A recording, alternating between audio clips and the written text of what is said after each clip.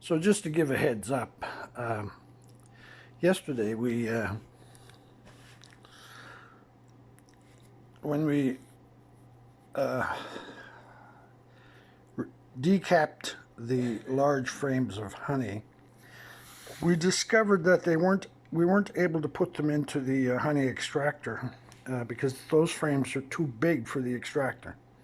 That extractor is only made for the small frames that we had, previously taken honey from.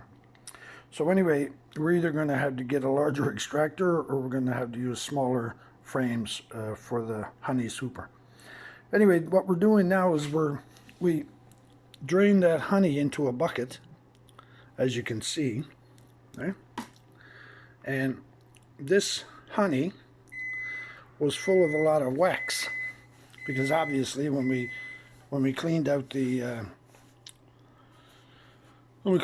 frames, we had to scrape the wax out with the honey.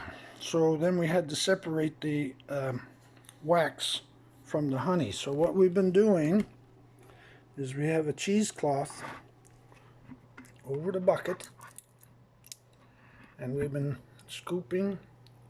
This bucket was full last night. We've been scooping the honey and filtering it through this cheesecloth into another bucket. So now we're separating the honey from the wax, you see? So this is just the last of the honey that we're going to put in here, and we're separating this, and you can see that crystal sort of particles around the edge there.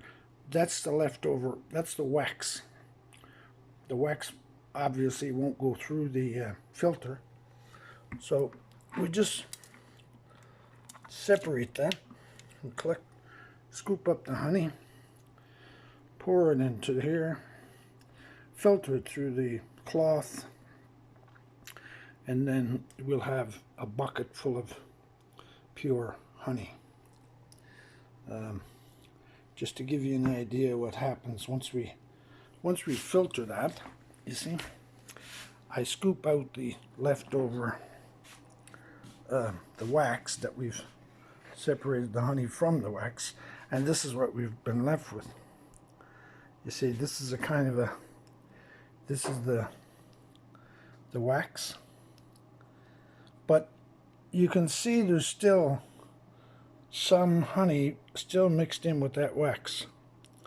So what we're going to do is, once we've gotten all the wax separated from the honey, you can see down here, you see more of the honey is actually draining out of that wax. So we'll take that and put that through the filter and filter it into the bucket. Anyway, once we've had all this wax and honey extracted, we'll take all this wax, then we'll put it in another cheesecloth and we'll press it to get the final amount of honey out of the wax. Then once we've done that, we're going to take that wax then and melt it. We'll melt it with some water, put some water and put it in a pot and heat it up. And then once again we'll take the wax then and filter the wax through cheesecloth until we end up with a nice clear wax rendering.